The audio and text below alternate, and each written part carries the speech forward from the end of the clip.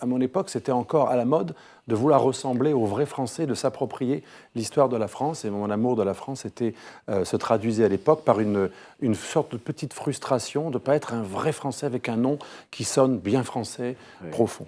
Et pourtant, vous la défendez, cette France.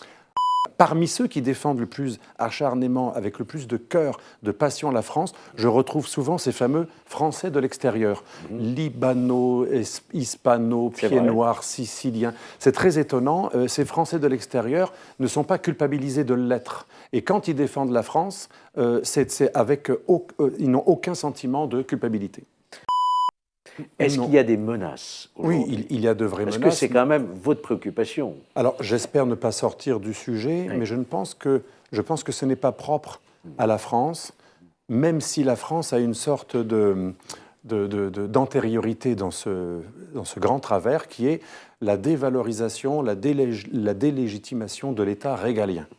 L'État régalien est délégitimé dans l'ensemble du monde occidental, blanc, judéo-chrétien, on l'appelle comme on veut, devenu libéral, démocratique. Ces sociétés qu'on appelle souvent occidentales ont eu raison d'être démocratiques, mais elles sont tombées d'un travers à un autre. On est passé du travers du totalitarisme horrible qui, au nom du tout, a éliminé des minorités, on pense à la Shoah, notamment à la Seconde Guerre mondiale, et de cet excès horrible, et au nom du refus de cet excès, et pour pas que cet excès revienne, pour pas que la bête immonde revienne, on est passé à un autre excès qui est la dévalorisation totale de l'État-nation, régalien protecteur, qui assure avant tout la sécurité, pour être sûr qu'on ne soit pas fascisant, répressif. Et ça, nous allons en crever. L'Europe, et pas que la France, mourra de cette réduction ad Hitlerum permanente qui assimile la défense de tout ce qui est régalien à du fascisme. Et ça nous empêche d'être forts vis-à-vis du terrorisme. La quasi-totalité, je parle à un juge, la quasi-totalité des terroristes qui ont frappé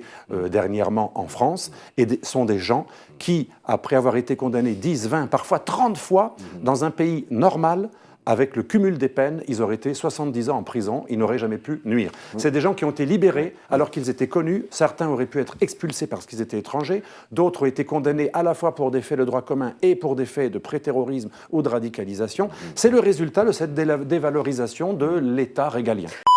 C'est vrai qu'il y a plusieurs forces qui détruisent l'État-nation, et effectivement, il n'y a pas, contrairement à ce que pensent beaucoup de personnes de droite, qui se disent de droite, c'est pas que la gauche. La gauche est un des vecteurs de ce que j'appelle le cosmopolitiquement correct, mais également, effectivement, comme vous dites, voilà, celle de Gambetta, pas celle de, voilà, elle a une mémoire, celle qui n'est plus vraiment républicaine, absolument. Mais il y a aussi, effectivement, le capitalisme mondialisé. Je suis tout d'accord avec vous. C'est la culture Benetton. Benetton, toutes les affiches de Benetton depuis des années, c'est une sorte de métissage élevé au stade de religion indépassable. Cosmopolitisme. Voilà. Moi, j'oppose métissage. Oui, ou cosmopolitisme, absolument. Le métissage n'est qu'un prétexte dans les affiches, absolument. On nous dit on ne peut rien faire. Soit c'est Bruxelles, soit c'est les grands flux mondiaux, soit c'est le climat, la démographie en Afrique. Ne faisons rien, on ne peut rien faire, c'est une fatalité. Je suis d'accord avec Xi Jinping ou Erdogan ou Poutine soient très sûrs de ce qui est bon pour leur pays et pour les hommes dans 20 ans. Oui, mais vous savez que Trump a lu justement l'antithèse de Fukuyama. Trump est un lecteur de Samuel Huntington. Ce que vous disiez était très intéressant. De Gaulle disait que justement, il n'y a pas de fatalité. Être politique, l'acte politique, c'est de ne pas s'appuyer sur une fatalité ou un fatalisme. Il faut croire en la possibilité de changer l'histoire. Et aujourd'hui, même chez ceux qui voudraient empêcher le déclin de l'Occident, on sent un fatalisme. C'est un peu le syndrome Vénère qui se suicide dans cette cathédrale pour dire on est foutu. C'est ça qui m'a rendu patriote français d'ailleurs.